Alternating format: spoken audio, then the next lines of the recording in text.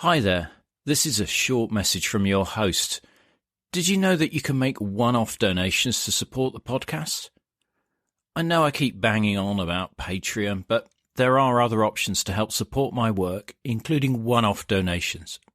It's just a few clicks to make a small or large donation and help me to continue to preserve these amazing stories of the Cold War. Just go to coldwarconversations.com/donate for more information.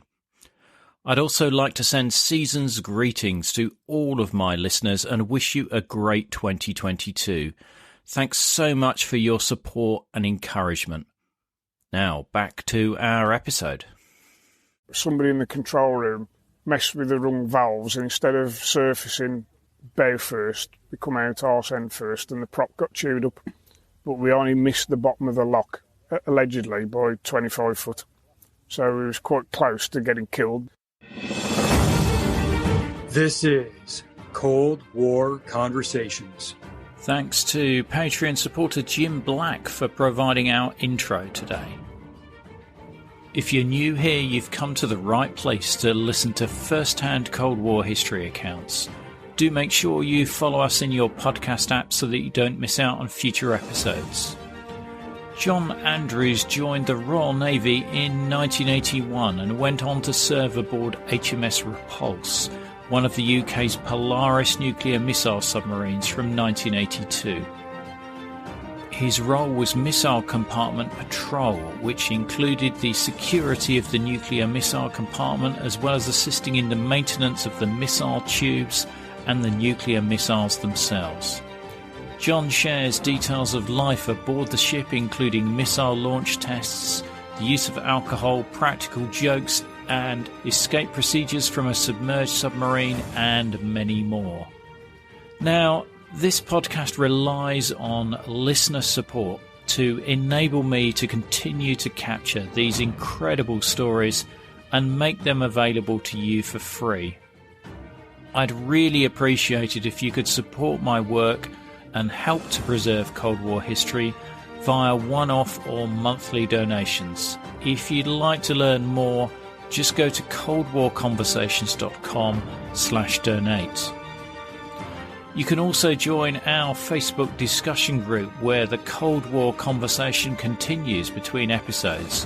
Just search for Cold War Conversations on Facebook. Now, this episode was recorded at the Hack Green Nuclear Bunker Soviet Threat event, so you will hear some background noise. But I'm delighted to welcome John Andrews to our Cold War conversation. Served from Royal Navy from 15th of June 1981 till the 9th of January officially, 1985, and then was discharged a month later. Joined HMS Repulse port crew in September 1982, and then obviously I went on a couple of patrols and work-up periods, and then I'd done a short stint working in SESD, which was the Submarine Environmental Support Department, and then I was discharged shortly after that. Why did you join the Royal Navy? Originally, quite ironically, probably the romantic version of join the Navy, see the world, and see the sea, which I've seen no sea and no world, except the inside of a submarine. And what was the initial induction like? What was your training? Basic training. I quite enjoyed basic training because obviously there's different challenges. Met people from different backgrounds, so that was quite interesting. And I've come from sort of a working class background, and I'd previously been an electrician, apprentice electrician for 18 months. I got made redundant, so I'd always wanted to join the Navy, and I thought this is the time to do it. So I popped off to the careers office and signed up for myself for 9 years, and then went and told my parents that I would be joining the Navy in a few months' time on the 15th of June. So yeah, the basic training was 6 weeks long, if I remember rightly, at HMS Raleigh. It's just a mixture of PT, square bashing, basically character building stuff, which I've sort of seen as a game really, but some of the younger kids, like the 16-year-olds, really suffered. What do you mean by character building? Can you give me a bit more detail on that? Yeah, there was like a lot of kit inspections and a lot of bollockings and a lot of like kit thrown around and like kit thrown out the window and catch your kit before it gets to the floor, that sort of stuff, which for me I always found quite funny because I'm one of these people who find so-called serious situations quite humorous. And what was your first time at sea? I mean, did you have good sea legs or? Yeah. No problem at all, really. The first time I went to sea with the other crew, which was the starboard crew, and I went on as a rider, which is like a spare body on the exercise period. And I think we was at sea for about 2 weeks on exercise, which I spent sleeping on a camp bed in between the missile tubes in my own department, which is the missile compartment. So there were a lot of lights, a lot of noise, so I didn't get much sleep. But that's the way it goes. And how did you find being confined? At the time, I never had an issue with it, none at all. But obviously, later on in life, it's come to bite me on the rear. So now I've actually been diagnosed with PTSD-based claustrophobia, and I was having anxiety attacks, but I'm on medication now, so that's all under control. So I'm okay now, really. That's good to hear. What were you being trained to do? What was going to be your role on the submarine? Well, I initially joined the Navy as a weapons engineering mechanic, brackets O, which stands for ordnance. So it was heavy electrics and hydraulics, etc., and some electronics. But mainly, on a ship that would involve missile systems, weapons systems, and things akin with that, or even the armoury type stuff as well, depending on where you got slotted on the ship. But obviously when I got drafted to submarines, I then got drafted to a different submarine category that I expected to. And then I got told what job I was doing rather than had a choice in what job. And my actual title was MC Patrol, which is Missile Compartment Patrol. Basically, as a junior 8, my job was just to do patrols around checking valve lineups. Security was probably one of the upper things, fire watch, and then helping the senior rates with all the maintenance on the missile systems and the missile tubes themselves and the missiles. I understand that with the security, did you have a club or something to? There was a nightstick. There was a roped off area around the control panel in the missile compartment and a nightstick, but the nightstick was always left inside the roped off area, and that was only there to get people away from the sensitive material. The rest of the time, all I had was a torch. I'd be walking around with myself and a torch, basically. And did you have to be vetted to take this role? Did they check your background? I would have thought so, but there was no sort of direct vetting that I was aware of. Nobody ever said anything to me about or asked me any weird questions about my background or anything, no. So with the maintenance, what were you having to do? Were you having to crawl into small spaces? Yeah, there was one job that was very tight space, which was when we used to have to do the silicon in the bottom of the missile tubes, which basically helped with the pressure to launch the missiles at that stage. And from what I can remember, the crawl space was probably less than a metre high and very tight under the missile tube. And you had to two of us wiggling there, me and a senior 8. And we used to have to pump the silicon in. And from memory, I'm sure it was over 2,000 psi. And the senior 8 made it quite obvious that if the hose detached, that we'd get sliced up. So obviously that was a bit of a worry. Whether that was him playing a trick on me, I don't know. But, it's one of them things. It would certainly focus your concentration. Oh, yeah, definitely. I'm sure. Most definitely. And can you remember when you first went through a missile launch test? Yeah. I still do my Part 3 training, so I wasn't actually qualified as a submariner because you have to do what they call Part 3 training, where you get a large book and you have to work through different sections of the submarine. So, yeah, I think I was asleep in bed, recovering from whatever duties I've been doing, and I'd hardly any sleep.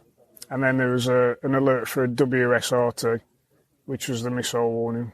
So I had to get out of bed as quick as I could, run to my department, get on a headset, and then I had a small manual that you used to have to go through. We'd done a sound check, a comms check, and then there was various parts where I had to align valves and say that it was ready, etc., and just go through that process. And everybody had a different role in the missile compartment to perform. And did you know it was a test? Yes, I did, yeah, because of the announcement, but we still treated it like a live fire. I mean, up to the point where it was actually the empty tube was fired, then it was treated like the real thing. Right, so as I understand it with Polaris, it sort of went to a hover just below the surface. Yeah. And so that was part of the test. So somebody else was doing the hover in the control room. Yeah. And then you were preparing the empty tube. So not every tube was filled with missiles. No, but the most people on board wouldn't necessarily have that knowledge. Obviously, in the missile compartment, I had to know which tube was empty because that was the one we was doing the exercise on. Yeah, very important. Yeah, otherwise we'd be firing a real missile, which wouldn't have been good. And the day-to-day life on board, I mean, you mentioned sleeping there. Was that difficult to get rest? It was, because obviously being on a semi-war footing all the time, that's the only way I can put it. He was on edge anyway. So he was pulling up to a couple of duties a day. So he was doing like so many watches a day. And then there was, if you turned in for a sleep, everybody had to turn to clean ship. So you had to get out of bed and clean whatever department you was got to do. And then you'd have an exercise. It could be anything. It might not be a missile firing. It could be another exercise. It could be a fire drill. It could be anything. You was out your pit again and, doing the exercise, so you have to get used to the lack of sleep. And, and obviously a lot of people used to use quite an amount of alcohol to sort of make sure they got some sleep. How readily was alcohol available? Well, allegedly it was 2 cans per man per day, but I've never seen that. It's more like up to a crate a day for some people. So, I think you could basically have as much as you want as long as you didn't cause any problems and you'd done your job. I guess you were almost permanently on duty, but when you were, not on duty, what did you do to There's various yourself? things. There was quite odd. I actually had a lad who I used to knock around with, Paddy, who worked in the torpedo compartment. He was another WEM, the same as me, but he was a field gunner, so he was quite fit and he was a big lad. So me and him used to do a lot of weights, free weights and pyramid press-ups and stuff like that. There was exercise bikes and row machines, which I made use of. And then the other one that most people enjoyed the best was either board games or watching movies. So we had, because we was on Polaris, we had the choice of the most up-to-date movies that the military had. So we'd have a couple of movie showings a day. So basically whatever shift you was on, you could get to watch a movie. Did they ever show any submarine movies? Not that I can remember. My first patrol, the most favourite movie was Who Dares Wins with Lewis Collins.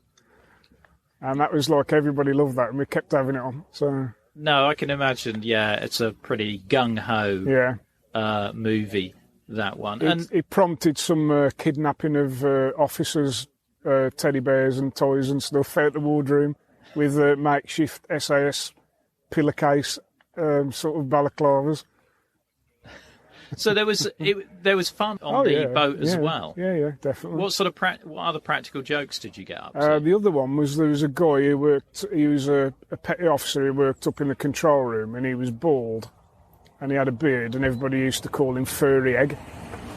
And he had a specific mug that he always used to drink his tea in, that was always in the control room. So that got kidnapped and a ransom note attached, etc., and things like that. And the other one that most people got up to was when we used the compactor. There was a specific name, and I think I'm almost sure it was Peter the Eater. It was the nickname for it. And you used to have to phone up the control room. But I used to call it Michael the Muncher, George the Gruncher, and all sorts of things, anything except for Peter the Eater, just for a laugh, but, And, sorry, what was the compactor used for?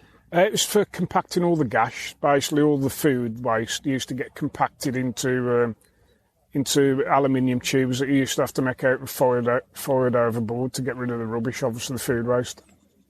Right, so somewhere in the mid-Atlantic there's piles and piles of your waste still there. Yeah, definitely, yeah. Or just the containers, I'd imagine. The waste would have gone by now, but definitely containers. How long were the missions that you were on?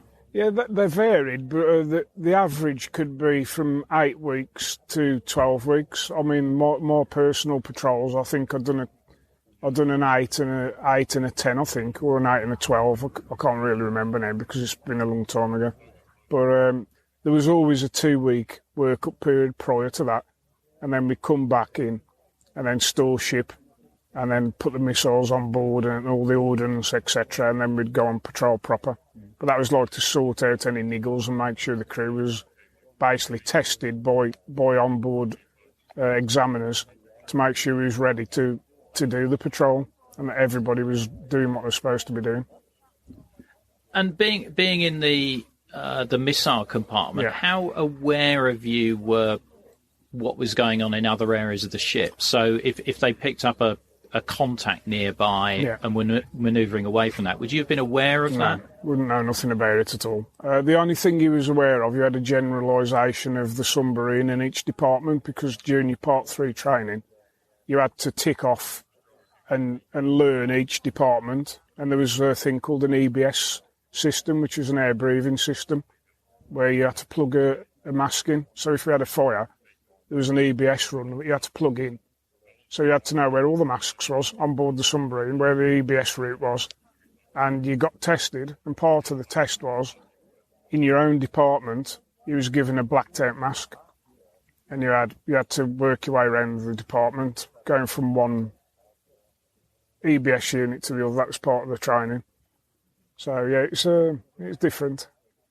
Yeah, very, very different. And presumably you did training on how to escape from the submarine in the event of an accident. Can you talk me through that? Yeah. At the time it was at Gosport at HMS Dolphin. There was a place called the SEST, which is Submarine Escape Training Tank. Everybody else called it the tank. And obviously submariners every 4 years had to qualify for that. And it's stamped in your pay book, so if anybody ever said there was a submariner, it was quite easy to find out whether there was or not, because you just check the pay book. But that only qualifies you for escape training. You've got to have your dolphins before you're actually a submariner officially. So that was another thing you was issued with. But the escape training was, from memory, I'd done 2 free ascents from 30 foot, 1 from 60. And they was like in an airlock, and all you had on was swimming trunks, goggles, nose clip, which was attached to the goggles, and like an half-inflated life jacket, and basically it was pressurised to the depth. And your backside was pushed against an hatch, and you was basically told to take a deep breath and shoved out. And then you had to blow all the way out to the surface, because obviously your lungs are pressurised at that depth. And if you held your breath, you'd pop your lungs. But it was a bit scary when you got towards the surface because you run out of breath. So there was a small pocket of air still in your lungs, which apparently is always in there, even when you die. There's still that pocket in there, and that reinflated your lungs because of the pressure. So you got a second wind and then broke surface. That must have been exciting. Yeah, it was definitely exciting. Yoni calls it. But then the most exciting one was the 100-foot one from the single-man escape tower at the bottom of the tank. For that, he was suited up in a big orange suit. It had an hood, and it had a breathing system, an umbilical that plugged in to the escape tower, and it pumped it up with oxygen. And obviously that was done to the same pressure as the tank pressurised. So he was already breathing that pressure in. And there was a small window, and I can remember one of the tank guys, they call them swim guys, that's from my memory. And he already had a pre-signal thing where if it was all good, you put your thumb up. If it wasn't, you put it sideways, and if not, you put it down. So I got to a point where the hatch was just about to go, and one of my ears wouldn't pop, and I was in absolutely agony, and I put it sideways, and he went. And then I put it down, and he went, taking light. So I knew what he was saying. The next minute, the hatch opened, and all the water come in. I bobbed up, and there's 2 divers there, and they clagged me onto this line that went straight up the centre of the tank. And to my recollection, it took 25 seconds or thereabout to go 100 foot. It was one ride and off. And you actually come out of the water past your knees, and then you end up on your back, and obviously you float, and somebody drags you to the side. And with every one of those escapes, you have to stand on a line for about 10 minutes to make sure you no decompression problems, and there was a decompression tank there. But due to a quirk of fate, I ended up doing mine with some Italian special forces, and they couldn't speak English and I couldn't speak Italian, so because I was the only rate in there and I was covered in tattoos already, they thought I was something special, but I was just a normal Jack. But that was quite funny because they was treating me the same as them, but I wasn't, so I done mine with them because I did the free ascent. I think I'd done the free ascents with my class, but when it come to doing the 100 foot, I couldn't do that because I'd had a cold. So I got backclassed with the 100 foot one till I was healthy enough to do it. Hence why I probably had the hearing problem when I was in the 100 foot one. I still probably got a bit of a cold. And you mentioned to me earlier something around a transmitter or... diaphragm detonators. Yeah. And when we used to load the missile tubes, the missiles, there's a diaphragm that fitted on the top. And the best way of explaining it is like a giant communion wafer. And it had a weakened part in it. I believe it was quartered, so it was like a cross, but it could have been one line. My mind's not really focused on that, but I do remember there was 4 detonators per tube. So these detonators was like a little diode, quite small, probably a couple of mil, with some legs on. And then we was told that obviously any static would set them off, and if they went off, they'd blow your fingers off. So that was a bit of a worry, seeing as you've got like up to 15 operational tubes and you've got to put 4 on each tube. And it's freezing cold, and you've got a nylon waterproof jacket on, and probably nylon waterproof trousers, depending on what type of person you was. And then all you had was a little bracelet, was classed as an anti-static bracelet with a small lead and a crocodile clip to clag onto something metal. So that was a bit of a worry, but it was still fun as well. So it was one of them. So you were actually in the missile tube to do. You was on top of it. The hatch was opened up, right. And obviously the diaphragm's already been fitted, and then we're climbing inside the missile tube on the top to put the diaphragm detonators in. Right, and what was the role of these detonators? Basically, when the missile was launched, just before the missile, the cone and the warhead, the missile, the top of the diaphragm, the detonators would blow up and it would come through without damaging the warhead. Right, so and obviously also it kept the water out. Yeah. So it was like to release the cover yeah. on top of the warhead just before it got launched? No, not the warhead itself. It's separate. It was actually part of the missile tube rather than the actual warhead. Okay. And the missile. Okay. If you can imagine, like you open a bottle lid and it's got that thin layer of foil on the top to stop the water coming out. It's that sort of thing. Nothing goes in and nothing comes out. That's a great description. I can understand that one. Yeah, well, I thought that's the best way to do it for people who've got, you've got to try and visualise something you've never seen. Yeah, no, that's fine. The other thing that you were mentioning to me before was around some sort of survival transmitter that would have gone up with the crew. Can you talk about that? Yeah, from memory, it was given to every 5th or 6th man and basically got strapped to your legs and fried your nuts because it was radioactive. So you'd have your escape suit on, and every 5th or 6th per person would get this thing strapped to like a beacon, basically. And got strapped to your leg and fried your nuts.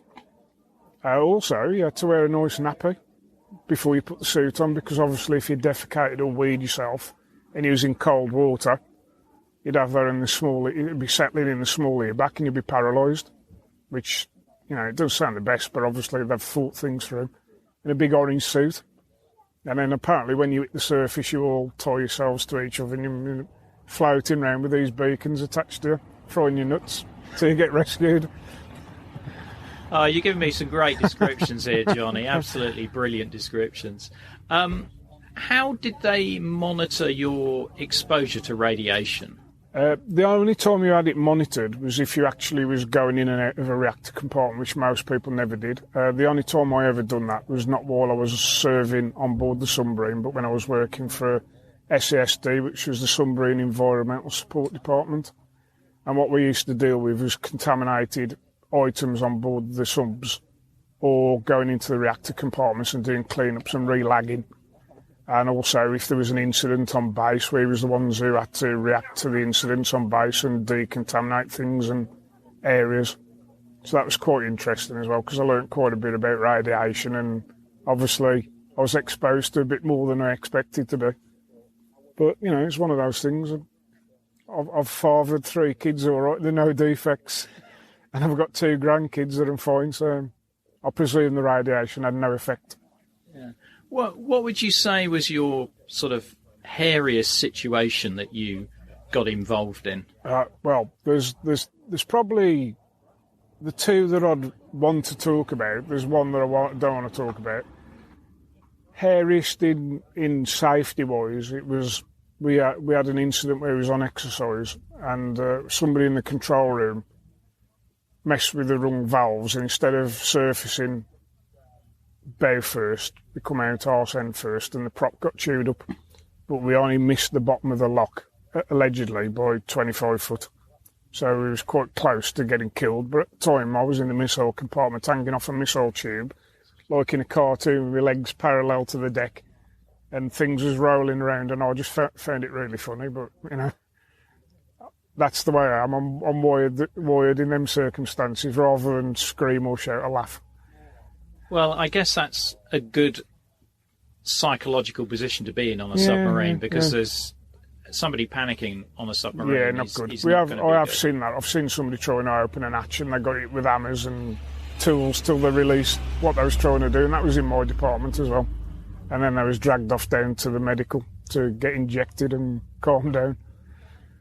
And were there any crew who sort of decided this wasn't for them? There was quite a few. I think with a lot of people had issues while they was on board. Some of them was quite bad alcoholics.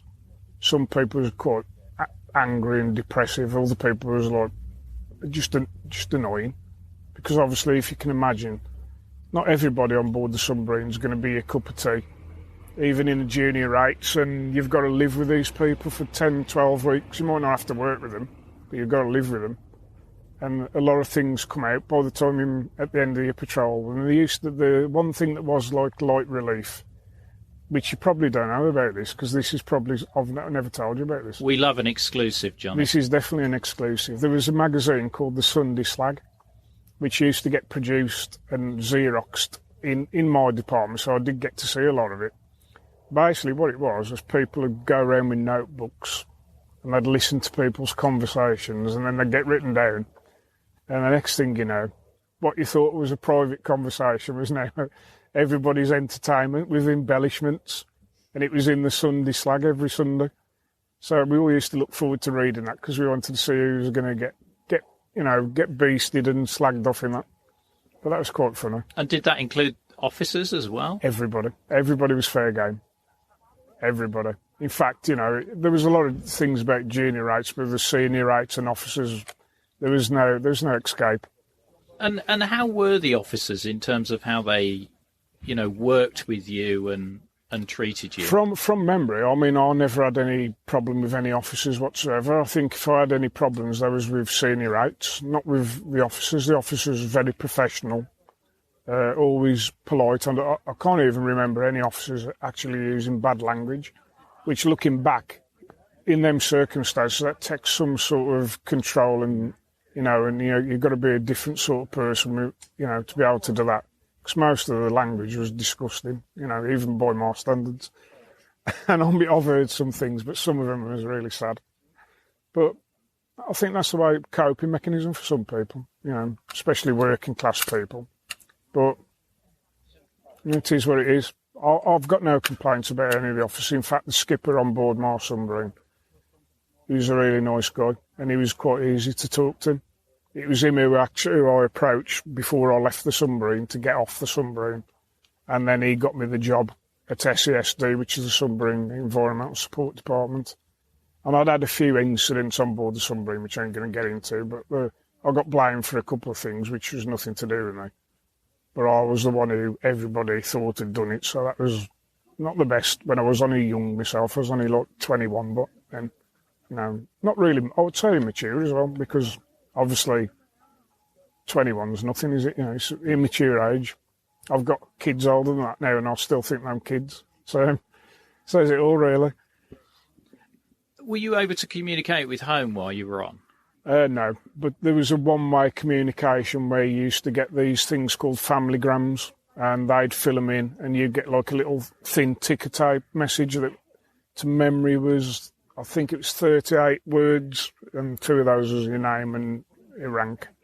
So, obviously, depending on how they'd worded the message, sometimes it never made sense, or it was like a really short message and it was a waste of a familygram. Because you used to look forward to it, because obviously it was your only contact with the outside world. And some people never understood how important it was. There's people who actually lost the plot because they'd had either bad news or the message was wrong, or they was waiting for a familygram and they hadn't had one for weeks and everybody else is getting them. It can have quite a bad, effect on people's psyche, really. Yeah, because I heard that the officers checked them before they went out in case it was bad news. Yeah, that's true. I can remember one guy was, and this is 100% true, he was a petty officer or a chief petty officer, and he wasn't told, but his daughter had been sexually assaulted. They'd known before we finished the patrol, and even when we was on the surface coming back, they knew. And they never transferred him off. And he never got off till we got into port. So they could have got him off earlier. And he didn't have a good effect on him. He really lost the plot. Yeah, no, it's hard to imagine news like that. Yeah. As you got towards the end of a patrol, were you looking forward to the end of it? Or yeah. How did you... How did you feel? Well, I've heard that some members of the crew, they just got so used to that life that they trying to adjust when they came home was quite difficult. Yeah, I think for me it was probably the opposite, because I'd only done a few workups and two actual patrols. I hadn't really had the experience of like being institutionalised to that type of stuff. So I was still looking forward to going home, and I quite regularly, whether I was on crew or off crew, if I could go home, even for a weekend, I'd travel from Scotland to the Midlands, which I'd have to 6.5 hours by train, and then catch a train from Birmingham or a taxi from Birmingham back up to the Black Country. So it was a bit of a jaunt just to come home for a weekend, because obviously you've got to do that on the way back as well. So I always used to catch the train back from Birmingham. It was 20 past midnight I used to catch the train. So I used to get in for about 7 into Ellingsborough, just in time to clock back on for my job or whatever at 8 o'clock when I was off crew. So you get back to your mess, change, and you'd be back at work again like nothing had happened. And when the hatches open for the first time after a multi-month trip, what was that moment like? For me, I found the smell was quite potent, and it used to make me feel sick, because it smelt of obviously salt from the seawater, but there was a fishy smell to it as well. And after breathing in, I suppose, recycled air and quite pure, I suppose, to a degree, apart from the male smells that you'd expect in a confined space, it was very pungent, and it took some getting used to. I used to feel sick for at least an hour when we first opened the hatches, and then obviously you got used to it, and you was back to breathing proper air. I guess it's almost too much for the senses after you've been, as you say, breathing recycled air. Yeah, definitely. It's like I think if it had been done gradually, maybe not the case, but obviously they have to degas the batteries and all that sort of stuff. So it's more to do with safety as well. So they've got to get the hatches open, degas the batteries. And then after that's done, people are usually allowed to smoke then. But that's one point where you're not allowed to smoke, is while them degassing the batteries. Right. For obvious reason, not safe. And if you look back at your time on Polaris, is there anything you miss about that? The camaraderie, and some of the guys that I knew I had some good friends. And I did like the fact that I was doing an important job, even though I didn't particularly enjoy being on a submarine, if that makes sense. It probably didn't make no sense. But the fact that I felt I was doing my duty properly, and the fact that we was like a small elitist type of unit, I suppose, really, because of the amount of people that actually serve at sea at that time, any given time. You felt a little bit special, but you also, in the bigger picture, you realised if you ever done your job, then that wouldn't be a good thing either. But people would have still done it because that's what you're there for. Well, how did you feel about that responsibility? Because essentially you were going to launch something that was going to kill millions and millions of civilians. Yeah, I would. At the time, I would have done it because it was my duty, but not until I left did it really sort of sink in. And I did initially have a few nightmares about it, about nuclear holocausts and stuff, but it's a two-edged sword because, one, you're stopping, by having a nuclear deterrent, you're stopping other people from nuking you. But in the other hand, it's a thing that's been invented that's phenomenally horrendous, really. You couldn't think of anything worse, to do to people. So it's a double-edged sword for me, because obviously I thought, for me personally, I think the Cold War kept peace, world peace, not peace in countries, but world peace, because obviously the bigger powers knew if they'd done a nuclear strike, there'd be a retaliatory strike. So there's no actual winners. And obviously there would have been a massive devastation, probably worldwide. Because if everybody decided to launch, then, nobody knows where the targets was. So nobody knows where they're coming from or who's going to get them. So it would have been a really bad thing. But on the upside of that, it stopped a lot of world wars, in my opinion, that could have... we've had small wars, but not like we had in World War II. I think the atom bomb being dropped on the Japanese in World War II was like a signal to the world, this is what could happen. And I think most people took notice, even the Russians. Yeah. And that Japanese bomb was tiny compared to the firepower definitely, of what your submarine had. Yeah, well, apparently, from memory, one of the missiles was equivalent to all the bombs dropped in World War II, ordnance-wise, and both the bombs dropped on Hiroshima and Nagasaki. So that's just one missile. And obviously we had multiples, up to 15 missiles at a time. And then obviously the American submarines was even bigger, and some of the Russian ones was even bigger than that. Plus then you got your planes delivering nuclear packages as well.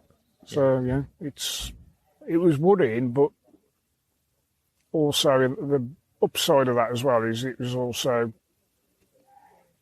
nobody in the right mind is going to launch a nuclear missile. So, Did you have to be particularly quiet on the boat? Not usually. There was times where we had we run quiet, and the one from memory was we actually got followed by a Russian submarine, but I've no idea of the distance away it was, but we was told about it. And we did have to run quiet. There was no movies, no use of exercise stuff, no music, all the rest of it, and obviously the sonars and radars that they used and all the other equipment was on passive, which I think they am anyway, but there would be no active stuff going on. And I believe that this Russian submarine had got a nitrogen sniffing device on it, on the nose cone of it. And because it got that in the bows, it could follow the plume of nitrogen that was coming out the back of our submarine when we was making our own water. So from the desalination plant, that was the nitrogen was being discharged out of seawater. And that was picked up by the Russians, which is pretty clever, really. That is really smart, and not something I'd heard before. That's really interesting. Is there anything about your career on Polaris that we've not covered, or any anecdote or story that you think is worth? The only anecdote for me to add is that obviously I knew the submarine was big because the department I was on was quite big, and that was only a third of the submarine. But we actually, after that incident with the prop, we had to go into dry dock, and when you actually see one in dry dock, you realise the vastness and the size of it. And it's absolutely awesome to see in a dry dock. And then you think, well, some of the Russian ones, they'd be like 3 times as big.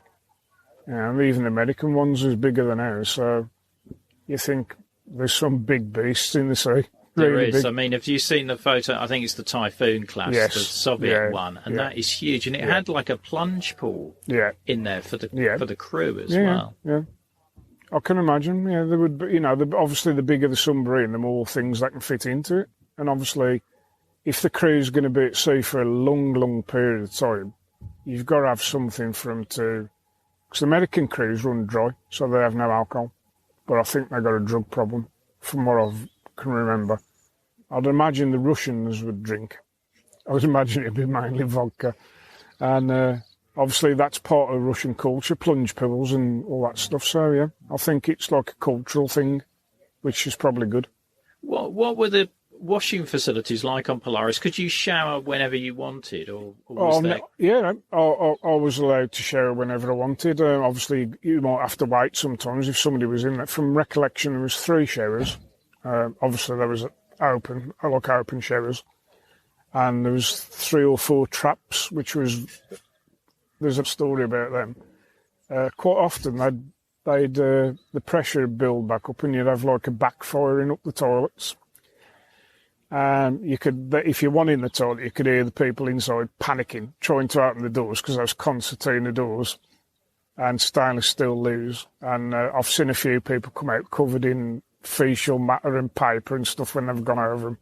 But that's quite funny if you're in the shower, but not so funny if you're in the toilet. But yeah, that's probably the only. Yeah, never had a problem keeping clean. The only thing that they never really recommended is we cut hair, or some people shaved, most people never bothered. There was no sort of strict rule whether you'd done one or the other, but haircuts was a no-no, unless they specifically run out an order for one day where they might do the haircuts and then they'd have to change a load of filters, because obviously it would be like, from what I can remember, there was like carbon filters. So they'd have to change all them because of all the air particles in the atmosphere. But most people just grew their hair in the beards. So you'd come back looking like a real U-boat crew then, wouldn't you? But not smelling like one. No. Yeah. No. Diesel submariners, believe me, they smell totally different to what we was called by them was bomber queens, because we had a good lifestyle. I've interviewed a few diesel submariners, and there's a friendly rivalry there. Oh yeah. There's a friendly rivalry between each submarine and type of submarine, the crews as well, the port and starboard crews on Polaris, and even more rivalry between the Navy and the Royal Marines, because they was based on our base and they wasn't allowed off base, so they thought it was their base. What would you say was your proudest moment? Getting me dolphins, when I actually passed my Part 3 training and I was actually presented with the other Part 3 trainees with the dolphins, and you had your dolphins pinned on your uniform, and we didn't have it on the uniform because we had number 8s on, but there was like a bit of a tradition where people had put the dolphins and come along and fist, so you ended up with 2 marks on your chest where the dolphin pins had stuck in your chest. But it was just one of them things, I think. Yeah, another practical joke. Yeah. Never ending. Yeah. There's further information such as photos and videos in our episode notes, which will show as a link in your podcast app. Now, this show wouldn't exist without our generous Patreons, so I want to thank one and all of them for their support. You can very easily become a Patreon by going to coldwarconversations.com/donate. And you can also join our Facebook group where listeners just like you continue the Cold War conversation. Thanks very much for listening. It is really appreciated. Goodbye.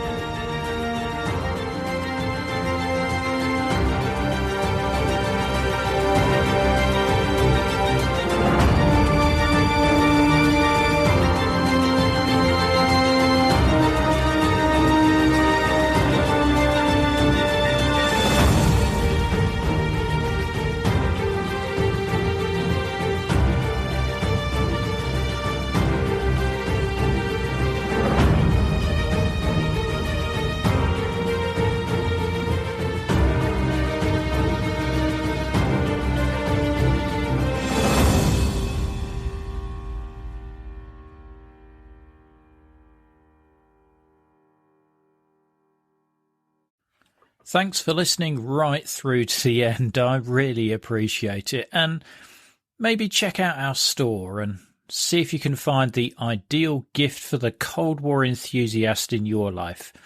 Just go to coldwarconversations.com/store. Thanks for listening.